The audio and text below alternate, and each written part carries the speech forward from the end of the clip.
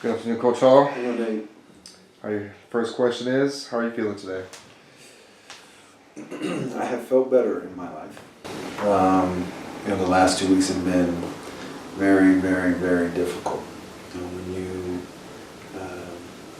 basically give up 20 touchdowns and don't score any touchdowns, you're not going to have a good week.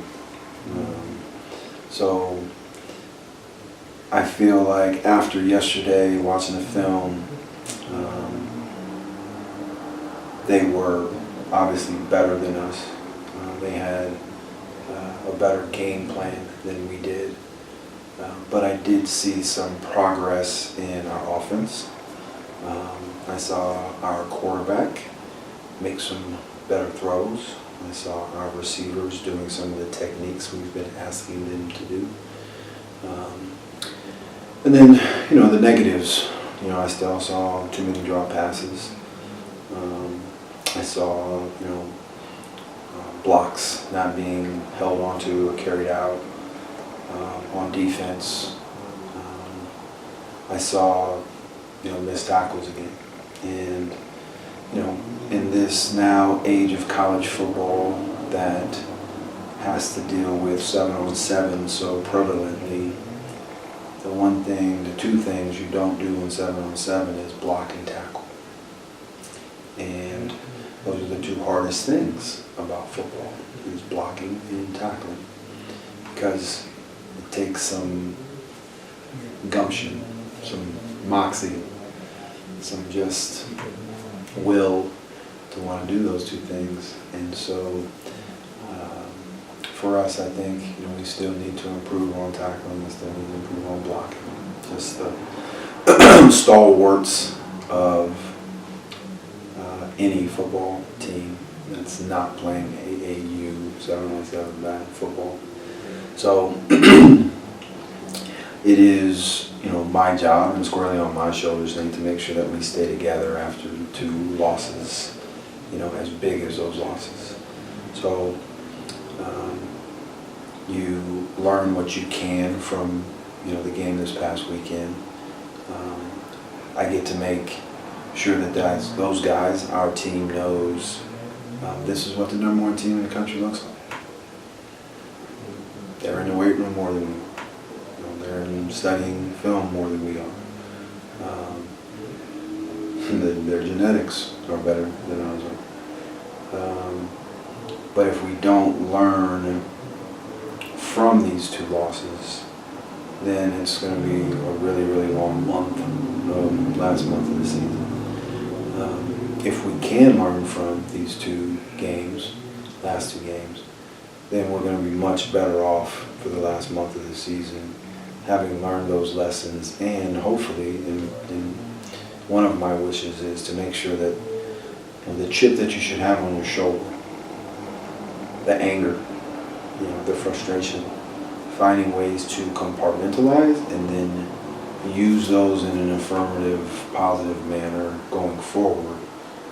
That's what I have to do, and our coaching staff has to do, to make sure that we can corral all of those emotions and then get them to reappear and be redistributed in a positive manner. That's what we have to do for these last two games. All right, question number 2, what did you take from the game? I took that they were just more physical than us. We had 9 people not finish the game, so through injuries, from ankles to knees to concussions to all types. So we got physically beat up, not just on the scoreboard, but just physically we got beat up. And the lesson to learn from that is, hey, this is why lifting is important. This is why we lift during the season. This is why the technique that we are asking you to use works. And this is what happens when you decide not to use the technique that we're asking you to. Your way is not going to work. So I just thought that they were just that much more physical than we were. They played harder with more effort than we did. yesterday, as an example, their last kickoff, they're up 65-0 in their last kickoff. 10 of the 11, not including the kicker, all 10 of those guys running down on the kickoff team all ran through the end zone, sprinting.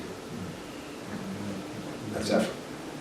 They have no reason to sprint down 65-0, but they did. And that's the cultural differences between North Central College and Millikan University right now. Question number 3, what can we do to improve our game? Learning from these mistakes, learning from, and not necessarily all mistakes either, mate. Like I said, some of this is coming from, not doing the stuff that you've been doing for the past 2, 3, 1 year. It is learning and buying into the techniques and the scheme that we are trying to get done. Understanding that, you have 3 freshmen starting in the defensive backfield versus the #1 team in the country. The angles that they took, or the missed opportunities that we had, and they fumbled 2 punts. We weren't. One of them, muffs, hit us in the hands and we didn't get it. Another on a punt, you can physically see guys jogging and then he drops the ball and then they speed up, which is the definition of a loaf, right, for football. So, the effort has to get better, no matter what the score is, just like we've been harping on, and the effort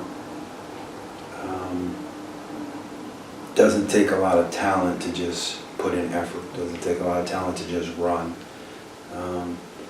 Getting to that point where we are having more buy-in, and I know I sound like a broken record now, but getting to the point where we have more buy-in from everyone.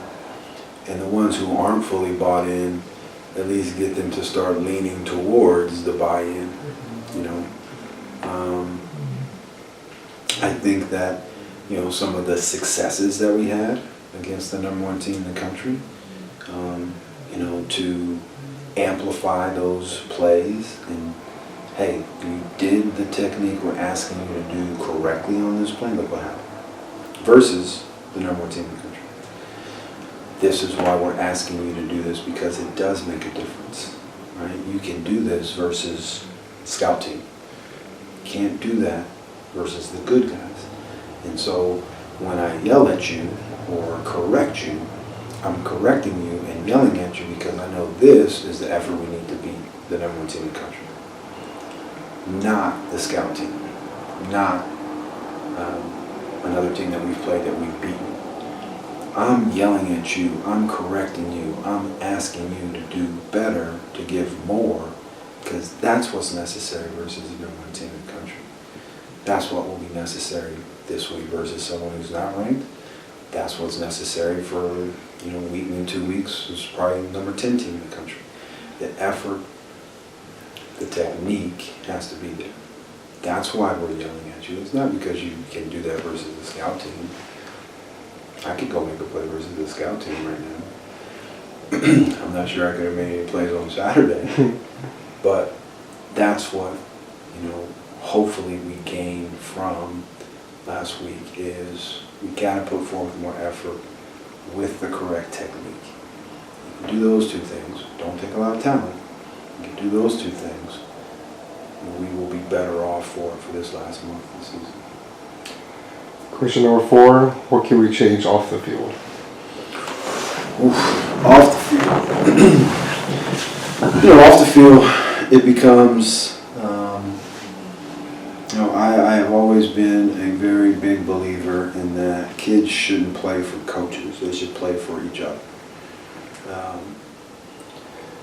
They spend more time together than I ever will with them. They're in the dorms at night. They're in the locker room after practice, before practice, in the apartment at night, having those conversations, hopefully watching that film or watching practice film, and to get everybody bought in that I'm doing this for myself, selfishly, okay, but I'm also doing this for my teammates.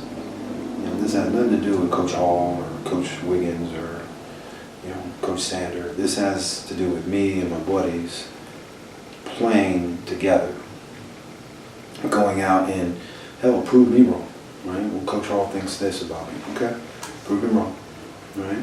I'm still winning, but how do you sow those seeds so that you get, and reap the bounty of the positivity that will come out of that? I think the conversations have to take place with either older guys or more bought-in guys actually calling their teammates up, right? We don't call each other out anymore, we call them up. Because you can always argue out, say for out, right? Our Dodgers lost after winning 110 games. Oh, right? man.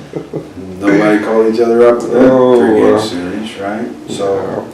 being able to call each other up because of the expectations are higher, because my level of just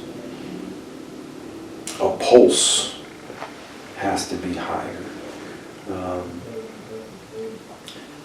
I think that we are getting more buy-in, but the guys that still aren't bought in, no matter what I say now is not going to change their opinion, probably, but continually being beat over the head in the dorms at night, in the apartment at night, in the locker room, like that's what's going to change this.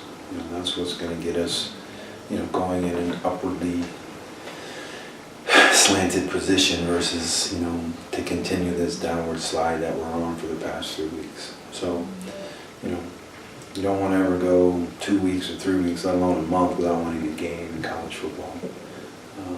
But the learning curve for buy-in, it can't be as steep as it has been. It has to be better. We have to get some conformity for each other and not be so selfish. One of the things we've been talking about the past couple of weeks is the intent of what's being said to you versus the content of what is being said to you. You don't hear the content because someone's intent is not the way you want it to be, or your feelings on how they're saying it to you, versus what was the content coach said to me, or what was the content of what my teammate said to me. Maybe I need to listen to the content and stop worrying about the intent of how it's said. Stop being so delicate. You obviously did something wrong, whether you believe it or not. Accept that, and then let's move forward. But until you get acceptance for stuff like that, you can't move forward. So, if we can continue to get buy-in from everybody involved, freshmen to senior, trainers to coaches, fans to parents, more of that buy-in. You were there this past weekend, for an away game. Yeah, we're in Chicago before, and we have a lot of Chicago kids on this team. That was a better than decent crowd for an away game for us, right? Yeah. And I appreciate that from the fans and parents, but I shouldn't say but. I appreciated that from the fans and parents, period. We have to keep that going. We have to give people a reason to want to come and support us. Losing a game like we lost last week, that's not it. So, at some point in time, either moms and dads are like, hey, you got a game. I don't think I'm going to come out and watch this if y'all are going to keep playing like that. So, we have to give fans something that they want to come see. And if you are a supporter of the Big Blue football program, you want to see a win, or at least you want to see, like I said previously, the effort, the improvement that we need desperately, and let the fans and parents and professors and people in the community make the decision on their own whether they want to continue to support it or they don't. So you have to put a good product on the field if you want people to come support you. And the wins and losses, yes, they obviously matter. I'm gonna get fired if I lose all the games. But the improvement with effort, the improvement with technique, the improvement with what coaches are asking you to do, the improvement with calling each other up, the improvement with positivity, the improvement with, you know, getting sleep, the improvement with eating right, the improvement with practicing harder, all of those things, you know, we've got to get better at. And, you know, this again, the process starts again tomorrow, right? Every Tuesday morning, there's a chance to start again. And that's one of the beautiful things about football. You know, during the season, win or lose, by the time you get to today, Monday, you know, it's a clean slate. And what you do with these 168 hours that you get every week, that's going to depend on whether we win a game or lose a game. If you are investing the time necessary versus are you spending the time unnecessarily. Time is the most important commodity any human being has on this planet. It's not money, it's time. We all get 168 hours in a week. What are you doing with your 168? You gotta sleep, okay? You gotta go to class, okay? You gotta go to practice, okay? What are you doing with those basically other 100 hours? That's a question individually for my team. I know what I'm doing with the 100 hours. I'm working. But what does everybody else do with the 100 hours? So we've got to be, and again, this falls on my shoulders. We've got to be more energy, more love, you know, more attention to detail. And, you know, that process starts anew tomorrow morning at 7 a.m. with Lift. Last question. This week is a home game against Elmhurst. What can we expect for Saturday? You know, one, we got to win the game. You know, if there's at any point in time this season, you know, there's a true must-win game. This is it, right? Elmhurst has not won a conference game yet. We have only won one conference game. This will get us off of a 3-game slide that we are on. We're playing at home in front of crowds that have been really good, and I hope that can continue to be good. We're going to need that support from fans and parents and community. But the players also have to, you know, understand that every week you get that new shot, right? And so we're going to make some changes with people moving to some different positions. I'm going to change, already have changed the way practice is going to be run. We're going to spend a lot more time working on individual, you know, position drills, group position drills, instead of just saying, all right, we're just going to play football and we're going to spend 30 minutes in team. Well, let's work on the technique stuff. You know, the team can handle itself. When I say team, offense versus scouts, defense versus scouts. We've got to do a better job with the technique and the teaching of the technique, the overstanding of the technique by our players. So we're going to do a lot more technique stuff, a lot more individual stuff. You know, because again, just like I tell the kids, we keep doing the same thing, expect different results. Definition of insanity. So instead of going insane, further insane, I cannot be so stubborn or pig-headed to say that I cannot change nor want to change something. Well, I'm the boss now, so we're going to change some things in practice because I think it's necessary to change those things in practice. We're still not going to practice for 3 hours, but some of the way we run practice has got to change. So, as I've been asking the kids to follow this process, right? Don't worry about the end results. And fall in love with the process of going to meetings, going to Lift, going to practice. Falling in love with that process, but as coaches, we have to do the same thing. If I'm teaching brand new techniques and brand new scheme, teaching them both at the same time, something's going to get lost in translation. So let's spend more time doing the technique so the technique can be better. The team, when we put it all together, now that's a better picture. So we're going to make those changes this week, and hopefully, have the benefits of making those changes and how I see this week playing out with changing some of those things. So, the stuff that I can control, practice, practice structure, those things can be changed. Things I can't control, whether they're watching film at night, or watching film in the dorms or apartments at night, or actually talking about football, can't do anything about those.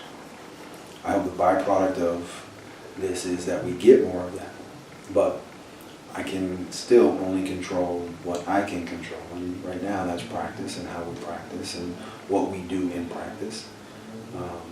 But I can't control, how people perceive practice or how they put forth effort in practice and things like that. There's the coming together of both those things, right? The effort, how we practice, techniques, all those things. So we will do and change some of those things and move some people to some different positions to get, some, what I would consider, I guess, better people in the field, or maybe people that are more bought in than others. And that's part of, why I'm sitting in the big boy chair here, is to make those decisions that are best for the team, not for me, not for, my delicate fill-in position, but for the team, because the team is what's most important to me. Nothing is above the team. Not me, not our OC, DC, special teams coordinator, receiver, quarterback, linebacker, D. No one is above the team. We have to remember that, all of us. And then we got to go out and play this game the way I think I have at least seen us play. And to take some of those expectations that I and we have as coaches, and then exceed those expectations as well. So I expect us to, play harder this week. I expect us to be more locked in this week. We're at home. We have a team coming in here in Elmhurst that, beat us last year. Under a whole bunch of very specific and once-in-a-lifetime circumstances that we dealt with last year. So getting the older guys ready for this game, probably not going to be a problem. Getting the younger guys to actually understand, this is a must-win game, this is a home game in front of our crowd, it stops us from being on a 3-game slide, all of those things. But again, I won't know that answer till Saturday about 4:30, 5 o'clock. So I expect us to play better this week. I expect us to take another step in the listening, the compartmentalization, the emotional intelligence, and then just playing. You get to go out and play a game, have fun. And we have a lot of fun in the last 2 weeks. So we have to find ways, and I'm not talking about playing damn dodgeball during practice. I'm talking about taking the structure of practice the way it is and actually loving what you do and having fun with what you do. We got to get back to that too, right? You can't be all doom and gloom. I'm past the doom and gloom part for the last 2 weeks, at least today. And being able to move forward with, make the improvement, give more effort, be more bought in, show more emotional intelligence. To that end, for the past 1, 2, 3 weeks, we haven't had personal foul. That's positive. We had personal foul every week last year. Every single game we had personal foul. At least one. Yeah. Some games we had 4. So, is that improvement? Yeah, Nate, that's an improvement. But wherein does it lie for the kids? Well, Coach said if I get a personal foul, I'll be standing next to him on the sideline. So in my mind, because I have to think about all of the different scenarios, is telling the kids if they get a personal foul, they're going to stand next to me for the rest of the game. Is that taking away their edge from playing the game hard? It shouldn't. I'm not saying a personal foul, I'm gonna kick you out of the game, or you're gonna come stand next to me for targeting. I'm saying hitting someone after a play, retaliating to someone who you think did you wrong. That's the stuff I'm talking about. It's not the ability to play on the edge of the rules or to the echo of the whistle. That just has to do with internally. I can't control it. I can set precedent on what happens if you don't do what I'm asking you to do, but I still can't control it. So I think, hope and pray that we've learned our lessons from these past 2 weeks and that everybody can be more bought into this process going forward and win a game in a very hard conference versus very good opponents and then move on, because it's not like it's going to get any easier for the rest of the season. So, I think that everything that I've said we can do. I don't have too many questions about us actually doing it, being able to physically do it. It is, and the question I cannot answer is, do we want to? If we want to, we'll change, we'll win. If we don't, then we'll still linger in mediocrity or below. Not much more to say after that one. All right, Coach, thank you for your time and good luck this week. Thanks, Dave. Appreciate it, man.